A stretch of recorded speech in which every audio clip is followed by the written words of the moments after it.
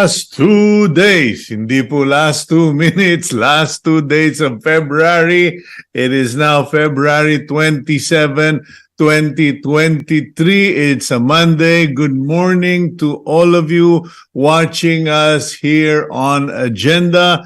Thank you for joining us, and I pray to God that you are all well and enjoying your morning breakfast. Okay, thank you for joining us here on Cignal TV, to our subscribers, and of course, those who follow us on Facebook and YouTube.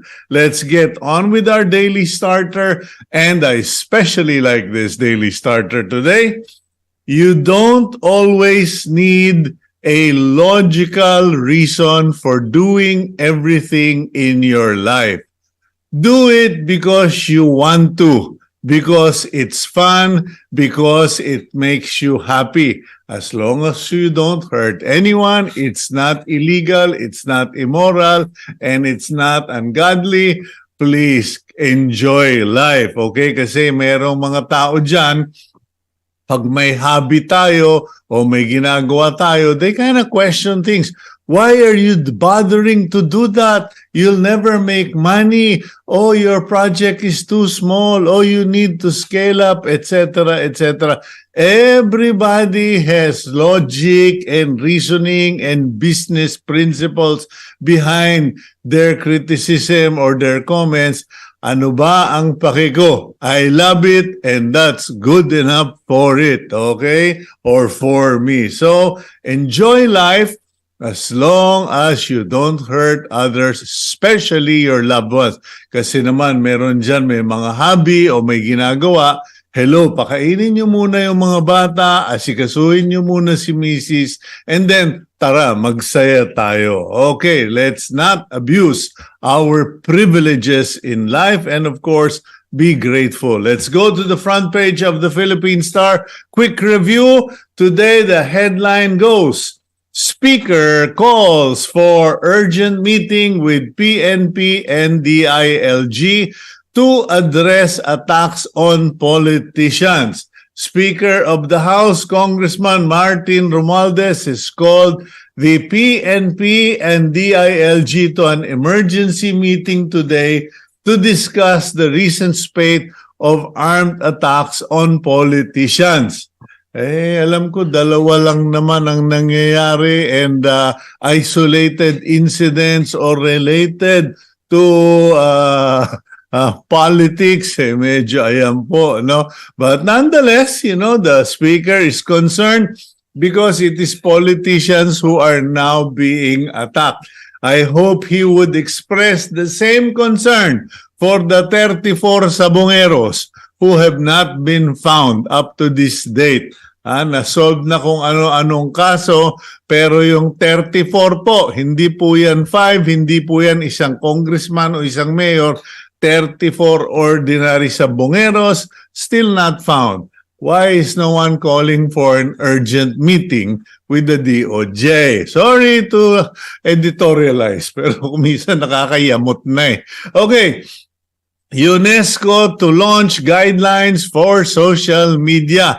In a recent conference, the UNESCO has announced that they will be launching guidelines to somehow manage, control, or direct how social media operates. Hindi na po control as in they will be in charge, but to guide people on the proper use of social media. Top of the front page, photograph of tourists at the Masungi Geo Reserve in Baras, Rizal, which is now the center of a controversy involving the Bureau of Corrections, who wants to put up their headquarters and training center in the Geo Reserve. Question, bakit sa bundok, in the middle of nowhere, where it would cost hundreds of millions to make roads and clear ways, etc. Medyo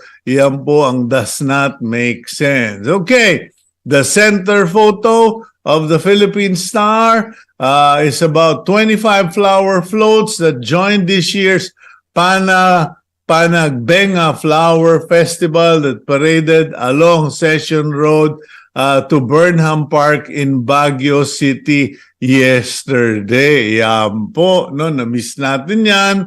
I hope people enjoyed it and that everything went well in Baguio. Meanwhile, live births in Philippines post biggest drop. Ay mabuti naman kasi so many people were worried that during the pandemic, there will be a alarming increase in pregnancy and births. Registered live births in the country posted the biggest decline in 2021 according to the Philippine Statistics Authority. Okay. Data showed there were a total of 1.36 million registered live births in 2021, down 10.7% from 2020. Okay, so yung mga pregnancies that took place during the lockdown were not alarming. Kumbaga, nabawasan pa. Siguro napaisip ang mga tao. Okay, amihan season ending soon, hotter days ahead. Good morning, mainit na po. Isang linggo nang mainit. So, matagal nang hotter days have been here. Okay. Meanwhile, activists to Marcos, no reconciliation without justice. Activist groups Bagong Alyansang Makabayan or Bayan and Anak Bayan have rejected President Marcos' reconciliation offer, maintaining that there can be no reconciliation unless there is justice and meaningful recognition of abuses of the past. Meanwhile, depression caused by heartbreak on the rise. Nako po, marami sigurong malamig ang gabi at walang date noong February 14 nung kanya mental health advocates yesterday sounded an alarm over the rising incidence of depression arising from heartbreak. Okay, they reported that number of young Filipinos who felt depressive symptoms doubled from 2013 to 2021. Okay, ang masasabi ko lang po, learn to love yourself. Okay? COA shifts from paper-based to digital-driven audits. Ayun po, mabuti na rin yan, mabawasan na yung mga paperwork at saka paglalagyan ng mga bodega ng mga documents. The Commission on Audit has moved to modernize its public auditing practice to make the agency resilient in times of crisis and emergencies such as COVID-19 pandemic. They've shifted from paper-based to digital-driven audits by maximizing the use of technology under its audit modernization program. Okay, and last but not the least, Cavite Board Member Crispin Diego Ping Remulla is proclaimed Cavite's District 7 representative yesterday. Siya po ang humalili sa tatay niyang si Secretary Jesus Crispin Remulla. And that's it. That's the front page of the Philippine Star. And let us now go to our interview portion. If you are a business owner, if you are a resident in a barangay, in a municipio, city, etc., citizen of the Republic, you need to listen to the program today because we have a very interesting authority regarding interior and local government. We will talk about the activities of the DILG in terms of local governments and, of course, the problems that come with them. Gabriel, please roll out the Betamax. Marlo Iringan is a career official at the Interior Department, currently serving as Undersecretary for Local Government. Prior to this, Iringan was DILG Regional Director for the Cordillera Administrative Region. Usec Marlo ko ng Carlo. Usec Marlo, good morning to you. Welcome to the program agenda. Good morning, Cito, and good morning to all our televiewers of your program agenda. We are happy to be with you this morning to share with our televiewers what we are doing with the ILG to address some of the pressing issues and concerns of the day. It was mentioned a while ago that I was regional director of the ILG Cordillera. And indeed, for 4 years, I was there, 5 years almost. And every year, I situate that I watch the Panagbenga. Na-mention kanina kasi nagtuloy yung Panagbenga ngayon. No? It's always a sight to behold. And I'm sure a lot of people went to Baguio, in as much as we are already easing on our restriction for the pandemic. To watch the Panagbenga. Matanong ko lang, Usec, are you from Cordillera? Kasi parang Iringan sounds like a very Tagalog family name. I am from Cagayan province, from Tuguegarao City. I am an IP, I am an Ibanag. But I have been assigned to Cordillera for 5 years, and of course to Region 2. Okay, now, to warm up our discussion, the headlines was something that got my attention. Parang, ano to?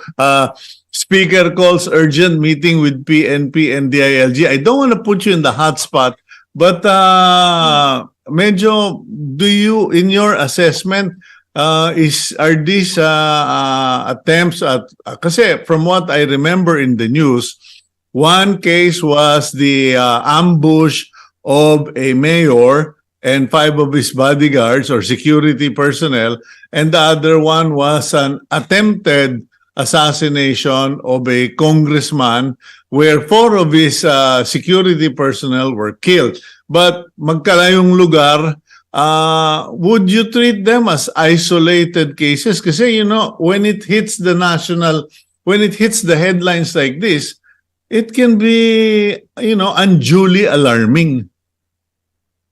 Yeah, even if these incidents are isolated, they are always a cause for concern, particularly for the Philippine National Police, and particularly for Secretary Benhur Abalos. He's always very keen on making sure that incidents such as this should not happen. But I think for the past 2 weeks, Sito, there are already 3 incidents. The first one was the attempt on the life of Governor Adjong of, I think, Lanao del Sur. The second one is the incident where the Vice Mayor of Baricaben was killed. And the third one, I think, is the attempt on the life of a mayor in the Bangsa Moro Autonomous Region, Muslim Mindanao. So there are already 3 incidents in the past 2 weeks.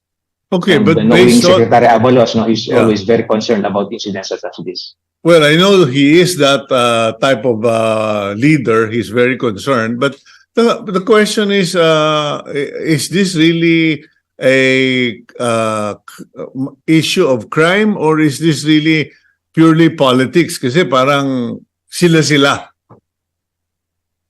The truth is, I'm not really aware about the motives of all these killings. I think this is being thoroughly investigated by the Philippine National Police and other agencies of the government. So we'll just have to wait for the result of the investigation. But I'm sure the PNP is on top of this. Okay, well, we'll leave it at that. Now, your area of responsibility, you are the Undersecretary for Local Government. Correct ba yun? Local Government, or is it Local Government Units? Paano ba ang official term? Yung position ko ngayon is Undersecretary for Local Government. So I'm helping Secretary Abalos exercise general supervision over all our provinces, cities, municipalities, and barangays. And we have a lot of them all over the country. Okay, when you say provinces, does that mean hindi mo sakop yung Metro Manila? Even Metro Manila is covered by our department.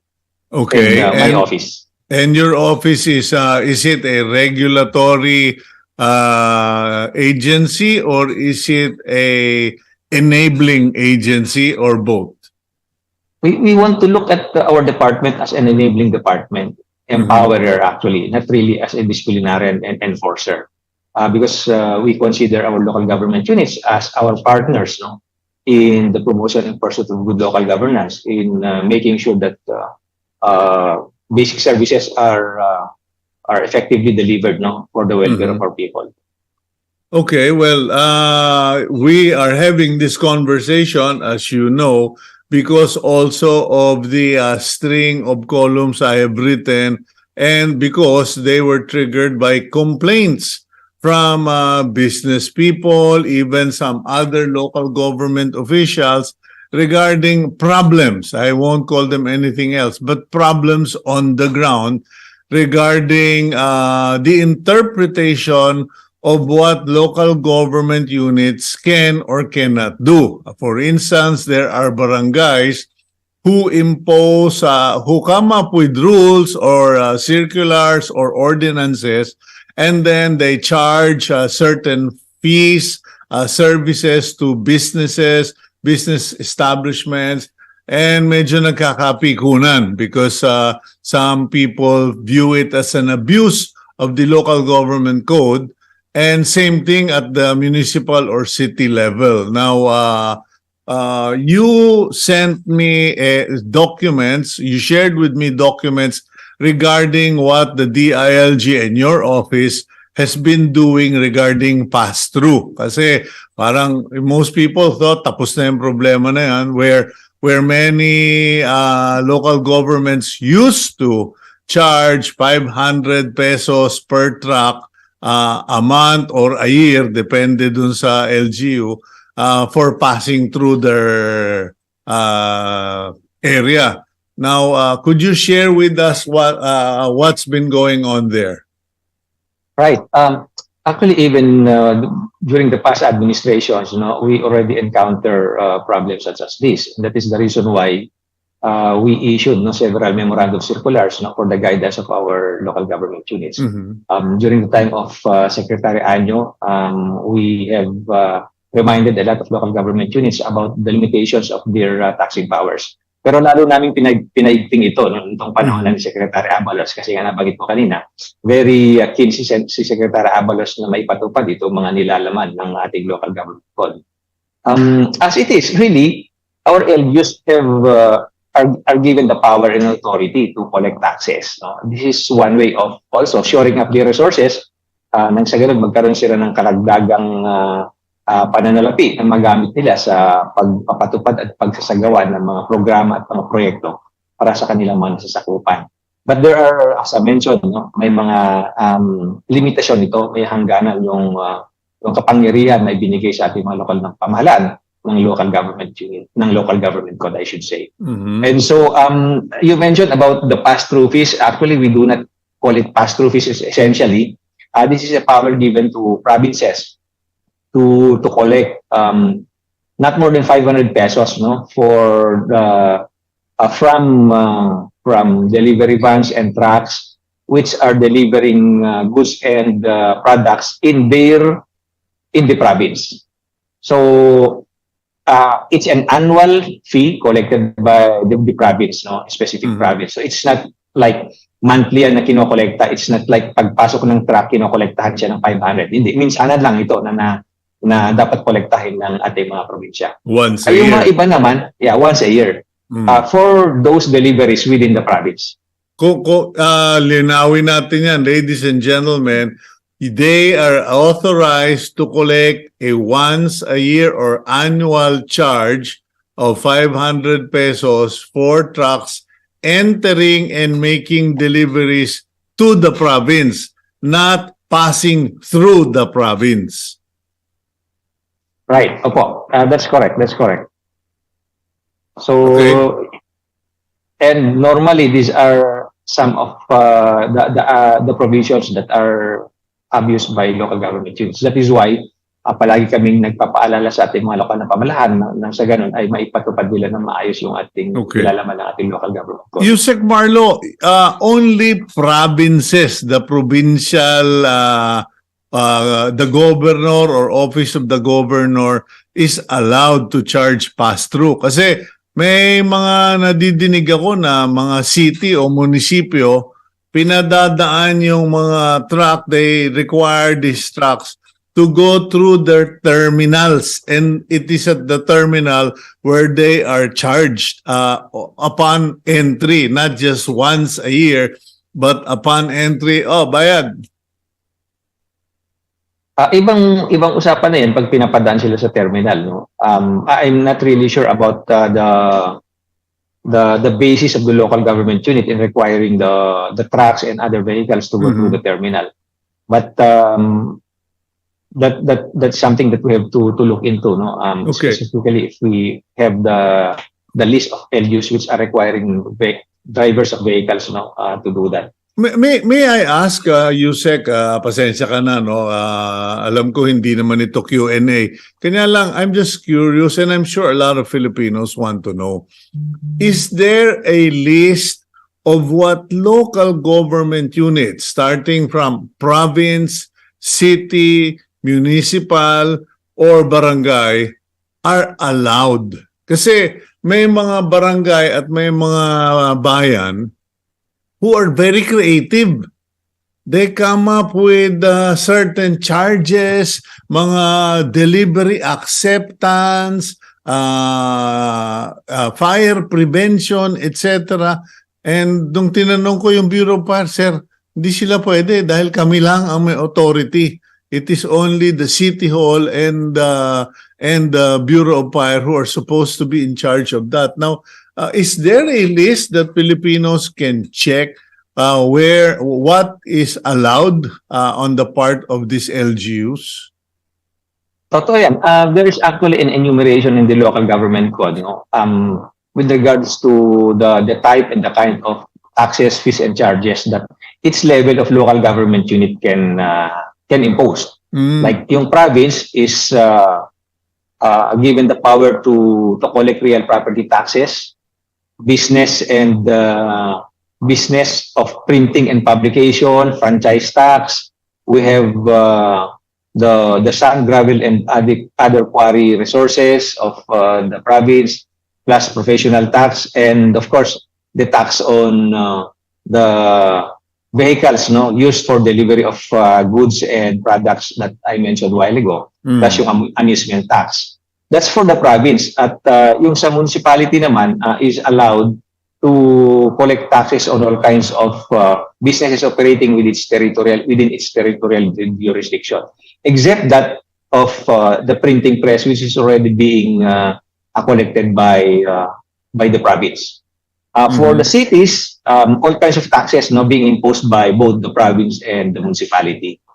And for the smallest unit of the local government, that is barangay, they are allowed to collect taxes on store and retailer goods not more than 30,000. The capitalization is not more than 30,000. Also, they are authorized to collect taxes for fees and charges and barangay clearances, and other fees and charges like the breeding of fighting cocks, recreation billboards, and signboards. So those are some of the enumeration that are provided for in the local government code. Yun ang sa barangay. That's correct. Yung last na nabagit ko kanina yung sa barangay. Okay, now, kasi in my column for today, may mga complaints yung mga businessmen, businesswomen dyan sa Barangay Green Hills na regarding hindi nila maintindihan yung ano ba ang kaibahan ng barangay certificate, barangay clearance, and are barangays allowed, are they involved in the issuance of business permit? What the barangay normally issues is the barangay clearance, now, which is a requirement for the issuance of a business permit by the local government, by the municipality or city. Okay. What we are requiring now, our barangays is our LGUs actually is for the integration of barangay clearances into the business permits and licensing system of the municipality or city. Oh, parang you pay everything to the municipio or to the city hall. Right. That's one way of streamlining the systems and processes in the local government unit. Okay, what is this barangay certificate all about? Kasi there's so many people who don't understand it. What is the purpose and what is the barangay certifying in that certificate? Iklaro ko lang, no, is this a requirement of the in the issuance of business permit by the mayor? Because what I know is, for example, certification, normally when we apply for work, no, the employers would require certification from the barangay that you are a bona fide resident of the barangay. So yun yung mga certifications na ibinibigay ng ating barangay. Okay, but As paano to the yung issuance of a business permit, isa lang Yeah. ang kailangan dyan, barangay clearance lang. No? It says that you are complying with the rules and regulations, for the establishment of the business. Like for example, you are complying with the sanitation and hygiene requirement of the local government unit. So Mhm. yun yung nilalaman ng ating barangay clearance. Yeah, kasi parang ang nangyayari na yung, and not just Barangay Green Hills, but in other places, the barangay clearance is being used to delay the registration of certain business establishment. Nagkakapikunan at the barangay level because it's taking forever. But we have the ARTA law, right? So, paano ba ang Correct. procedure dyan, Usec? Ang ARTA law requires that if the documents, all the documents are complete, when they secure for example, the business permit or the barangay clearance, the LGU is given a number of days, maximum number of days to process the clearance or the business permit. So it's actually very clear in the Ease of Doing Business Act and the Anti-Red Tape Act, as to the reglementary period when all these documents or clearances should be issued.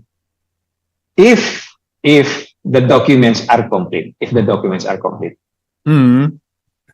Okay, and what? Kasi may yung mga iba nagko-complain sa akin Kuyang pinapatagal ng pinapatagal, sabi ito problema. Kung Who's ganun supposed po, to resolve that? Yeah, yung mga businessman, can file complaint, if the complaints against the punong barangay or barangay officials, they can file complaint before the Sangguniang Bayan or Sangguniang Panlungsod. Or they can also reach us in the DILG so that we can look into all of these things. Mhm. Okay, so as far as that's concerned, okay, pag hindi sila umaabante, kasi a lawyer told me, hindi, pumunta na kayo sa ARTA para ang ARTA na ang magpa-file ng charges. Sabi ko, sandali, I think ARTA only comes in at the latter point. What's your comment on that, Usec? Actually, they can also go to the authority, Anti-Red Tape Authority, because Okay. I do believe that ARTA is also taking cognizance of complaints lodged against certain LGU officials. Okay, now, may limit ba? Kasi, siyempre, alam mo naman ako, hindi naman ako nagsasabong, pero nag-aalaga ako ng mga manok. May limit ba kung ano ang pwedeng i-charge? Because it seems that barangays have different fees, different charges, etc. May nagpalabas ang DILG at saka ng Department of Finance ng guidelines or guide regarding the collection of fees and charges. Okay. Ang isang bottom line nito is the determination of the amount of the fees and charges shall be it should be balanced between recovering the cost of services rendered and the ease of doing business. So it's not like dahil gusto nila 1,000 na yung kokolektahin, 1,000 na. So there is actually a standard given by the Department of Finance as a basis for the imposition of the fees and charges being collected by our barangays. Oh, pero yung panabong o baboy, for instance, who sets what a barangay is allowed to charge? Kasi I remember a barangay, hindi sa area namin, but in Batangas province, where the piggery owner found himself being phased out of the area because merong nag-set up ng industrial complex at ayaw daw ng mga Hapon nakakaamoy ng amoy baboy sa hangin. So medyo parang it was a choice between food security and an industrial complex. Tinaasan siya ng tinaasan ng fees. As nabanggit ko kanina, no, there is a joint memorandum circular issued by the DILG and the DBM and the Department of Finance. Ito siya, I have it with me now, 2019-01, guidelines for the adjustment, review, setting, and or adoption of reasonable regulatory fees and charges of local government units. So this should be the primary reference of our LGUs in coming up with or in crafting their local ordinances, no, that will cover this particular concern that you raised. Okay, let's go for a quick break. Pasensya ka na, Usec, kasi alam mo naman, binabaha ako. Walang tigil ang sumbungan dito sa agenda because some people are really taking advantage of people's lack of information or outright ignorance regarding how the system is supposed to work. But we'll go for a quick break. That's all right. Okay lang. Magandang ito nang sa ganun. Okay, we'll go for a quick break. When we come back, pag-usapan natin yung mga iba pa yung pinagkakaabalahan and other areas of concern. We'll be right back here on Agenda.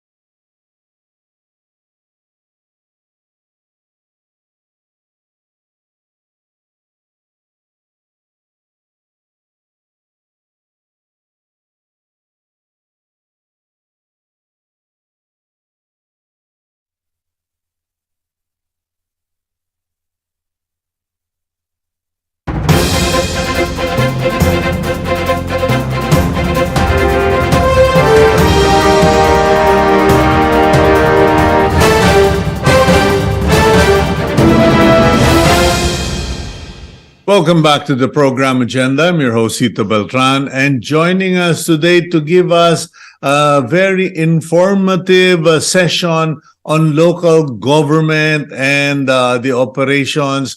We have with us Undersecretary for Local Government, none other than Usec, Marlo Iringan. Okay, Usec, let's go back. And I want to pick up from 2 weeks ago, where Department of Finance Secretary Ben Diokno pointed out that as far as inflation is concerned, the monetary authorities have done all they can.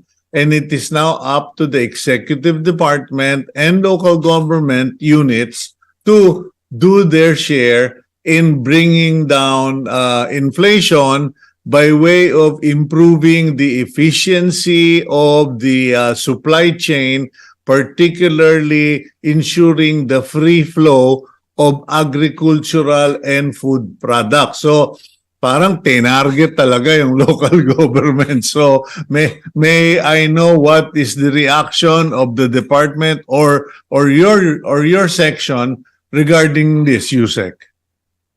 Yes, actually, immediately after Secretary Avalos read your column regarding the statement of Secretary Diokno of the Department of Finance, he immediately called for a meeting, and we looked into how we can address the issues of concerns raised by your article. So what we have done is, particularly doon sa Matnog, we will be coordinating with the Philippine Ports Authority, the Philippine National Police, of course, the province of Sorsogon, and the municipality of Matnog, to include our DLG regional office in Region 5 to sit down and see how we can address the issues regarding fixers flying the area, particularly the part of Matnog Port. Because based from information that was gathered, and this is also provided in your column, the fixing activity, illegal act of collecting money from drivers, owners of vehicles who would want to be first to board the ferry boat has been going on. So these are things that the Secretary would want really to address as soon as possible time, because we believe that this is really inimical to the general welfare, in as much as they contribute not only in the increase of prices of goods and commodities, but also in the delay of the transport of these goods and commodities and of people.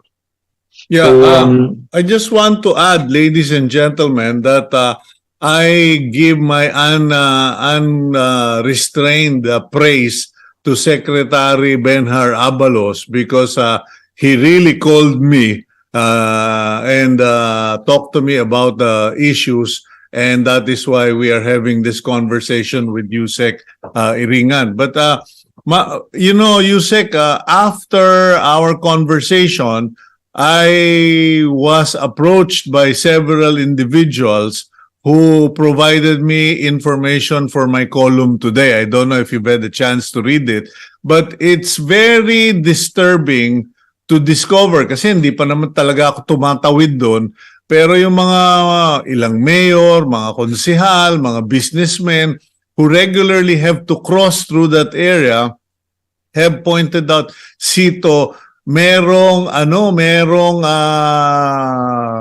terminal before the Matnog Port kung saan sinasala yung mga gustong sumakay, and then at the Allen Port there is a private port or private pier where other boats or ships dock and take other vehicles. So parang ang nangyayari, they're intercepting the business that should be for the national government. Now, medyo iba ng laban to. Hindi na ito simple corruption. Kumbaga, hino-hold up mo na pati yung national government. What are possibilities? Because someone has suggested that the local government should be told hands off dyan sa Matnog. You have that is a national facility, that is a national service. You should have no part in it. The Matnog Port is the one that we have focused on, as ito. As for the Allen Port, di pa namin napag-usapan yan.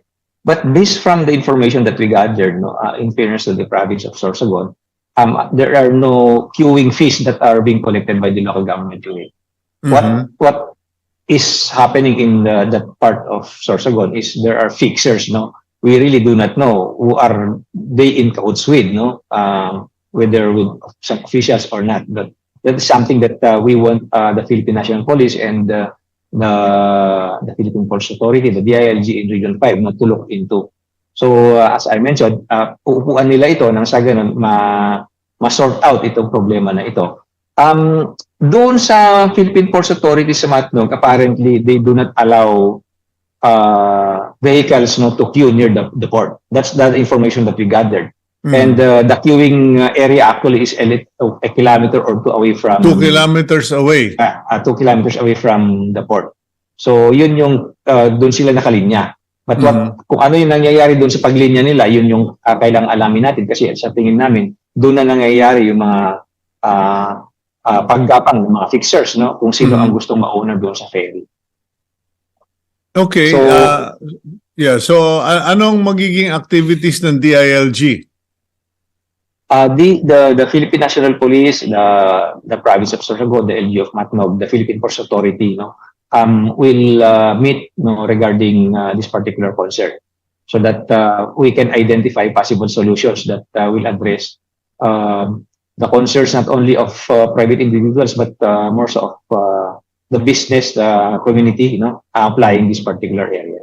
You know, that thing that happened in Allen, yung sumbong sa akin that there's a private port or a pier that belongs to a local official, while it sounds suspicious or, medyo kaduda-duda, on the other hand, we have to accept the fact that if the port of Matnog and Allen is not big enough, perhaps we should encourage the construction of ports in different localities para mabawasan na nga itong problema na ito. Because I remember someone had sent me a message saying that I think it's in Sorsogon, where a particular town, I just can't remember, is already taking in travelers. Parang alternative route sila. What about that solution? Well, kung hindi natin mapagkasya sa Matnog Allen, di kalat na natin all over southern Luzon. Right, no. And perhaps that is one option that is worth looking into, Cito. But in as much as this particular concern is the expertise or the authorities, the Philippine Ports Authority, we will defer to the policies that they have on this. Okay. That is a very, very good recommendation. And that's an option that definitely we need to look into. Okay, well, we're down to our final quarter for the program. Now, of course, I want to give you a chance to talk about other things kasi napag-usapan na natin itong mga pass-through fees that DILG will not tolerate and abuse on. Now, what about other concerns? Ano pa ba yung pinagkakaabalahan mo, Usec?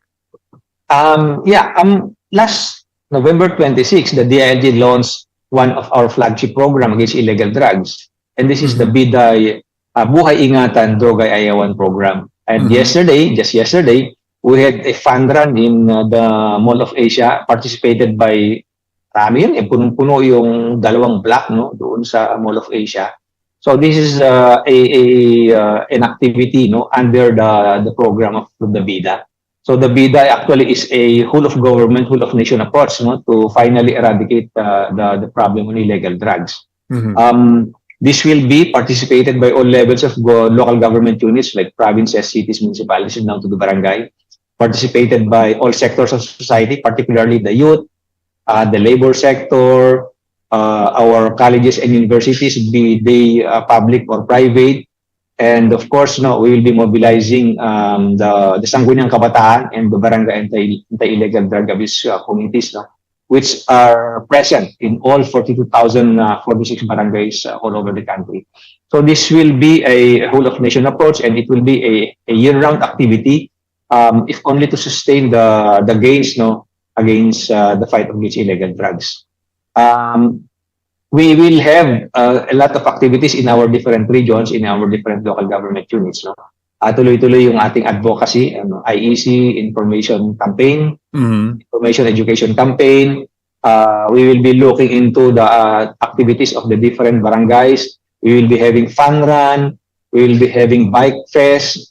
We will be engaging the colleges and universities, for example, for the different activities on the illegal drugs, debates, poster making, jingle making, down to the level of the elementary schools, and the like. But more importantly, we will be engaging the labor sector kasi nga ang gusto ni Secretary Avalos is yung ating workplaces, should be illegal drugs free.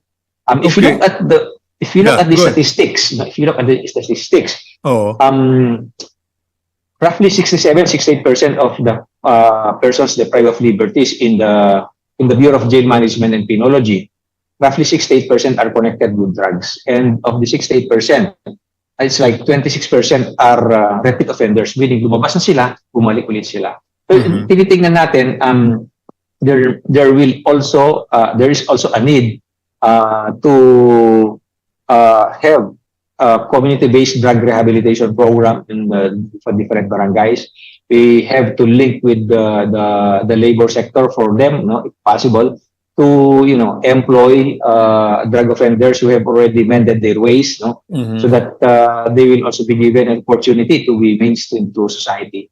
So ito yung tinitingnan natin na gagawin in the fight against illegal drugs. Okay, regarding that area of concern, I've had several mayors tell me, Cito, spend a little more time on the justice system. Kasi raw, ang nangyayari ay there are many salas, particularly in the Visayas area, where there are backlogs of 400 to 600 cases. And that in turn results in people staying in jails longer, even for minor crimes. So parang pinoproblema ng police, pinoproblema ng BJMP, and eventually pinoproblema ng mga mayors because the relatives of those individuals keep going to them asking for help, legal assistance, and financial assistance. I know that DOJ has already announced bababaan yung kanilang bail to 10,000. But poor is poor. Even 10,000, pang pamasahe nga kumisa para pumasok sa trabaho, wala sila. So, what can the DILG do, or are there plans to coordinate with the DOJ para naman mapabilis itong mga kaso na ito? I heard of one case in the Eastern Visayas. The person arrested for drugs, I think, petty drugs, spent 5 years because he has had no hearings while he was in detention. Yeah, actually, immediately after Secretary Avalos assumed office, as our secretary, July 1, he already met with the Secretary of the Department of Justice, Secretary Crispino Rabulla, to look into ways and means, how we can we can fast track the processing of the PDLs. At I think they have already agreed on some arrangements, particularly recommendations as to kasi kung minsan nade-delay yung hearing dahil yung police mag-testify sana na-assign na sa ibang lugar. So tinitingnan nila yung option na baka pwedeng e-hearing where the police officer will testify online, in as much as we already have technology which we can use to expedite all of these things. Plus yung I think also Usec yung unbailable ba? Parang nahulihan lang ng isang stick ng marijuana o isang sachet, user talaga, isang sachet, unbailable. So kahit ibaba mo to 10,000 yung bail, kung unbailable naman yung batas, wala, mabubulok talaga. So I'm just pointing that out, Usec, no? Tinitingnan na rin nila yung Cito, yung possibility na ma-address yung concern on bail. Also, may Go ahead. Also, share one of the initiatives that the department is now doing in order to help in food security and food sustainability. Yeah. On March 1, we will be launching. We will have the national launch of our HAPAG program. Ito yung halina't magtanim ng prutas at gulay. Because right now, magkakaroon tayo ng issue ng onion. But onion can be planted in our own backyard. Maalala ko nung bata ako, yung sira-sirang arinola namin, tinatamnan ng aking lola ng onion, ang sibuyas. So we are actually going back to basics, back to barangays, back to backyards, and we will be rolling this out on March 1. We will encourage all barangays all over the country to have their barangay nursery, seedlings nursery. And of course, we will be reaching out to the different households, to produce their own vegetables, and to plant vegetables so that they will not have to buy all these things in the market anymore. Well, don't forget to send me the material so I can write about it. We're down to our last 2 minutes, Usec. So ito, medyo may mga pahabol dito. What are you going to do sa mga abusadong anti-smoke belching unit ng Makati na nang papara ng sasakyan sa C5? Nako po, ito ginagawa talaga ito. I've seen this myself. Tumatakbo sa gitna ng C5 yung mga anti-smoke belching personnel ng Makati at pinapara yung mga sasakyan, creating traffic. People have said, C5 National Highway yan eh. Bakit dyan sila nanghuhuli ng mga smoke belcher, hindi dun sa interior roads nila? Well, we will bring this up with the leadership of the City of Makati. Baka naman di alam ng kanilang leadership na ginagawa ito ng kanilang mga personnel. Doon po sa alam ko yan. Ginagawa nila yan doon sa paglampas mo ng tulay from Pasig to Makati, doon sa intersection ng Kalayaan. Favorite nilang gawain yan. C5 yun eh. Hindi dapat ginagawa. Okay. Then, here's another one. Iloilo police are saying, who's got our backs? Kasi doon daw yata sa Iloilo, medyo merong attempt na bumalik ang drugs o bumabalik na naman ang drugs. May mga sikat na personality na mga suspects, pero nag-aalinlangan na yung mga pulis. Kasi unlike the Duterte administration, which you also served under, ngayon parang hindi sila sigurado kung sasagutin sila pag nakalaban nila ay mga mataas na opisyal na. Secretary Abalos is very, very passionate against this fight against illegal drugs, and I'm very, very sure. So long as our PNP officers are doing their job, and are not violating any provisions of the law, they will have the full backing of Secretary Abalos. Okay. Well, I leave it at that, Usec, thank you for that. And ako naman, I am only delivering the information to your office and to Secretary Abalos, because at least that way you have more info to make your decisions, base your decisions upon. But thank you very much. Thank you for helping us educate our viewers, inform the public, and for dedicating your life to public service. Maraming salamat, Usec Iringan. Maraming salamat din, Cito. Thank you for inviting us. Definitely, we appreciate your invitation to be with the agenda, your program agenda. And we assure our citizenry that the ILG is doing its responsibility, particularly addressing the issues and concerns that are being raised by your program, and also the issues and concerns that would affect the everyday lives of our people. Napagit mo kanina, let us enjoy life, let us make the most out of it. And we can only do that if we really perform up to the standards as expected. Okay, maraming salamat po. God bless you. Maraming salamat. Magandang umaga sa ating lahat. Okay, let's now go to our exhortation for the week. From 2 Corinthians chapter 9, verse 8. And God is able to make all grace abound toward you, that you, always having all sufficiency in all things, may have an abundance for every good work. In other words, God will bless you because He wants you to be a blessing. Please make sure that you bless a person every day. God bless all of you. Have a great day. Please keep it here on One News.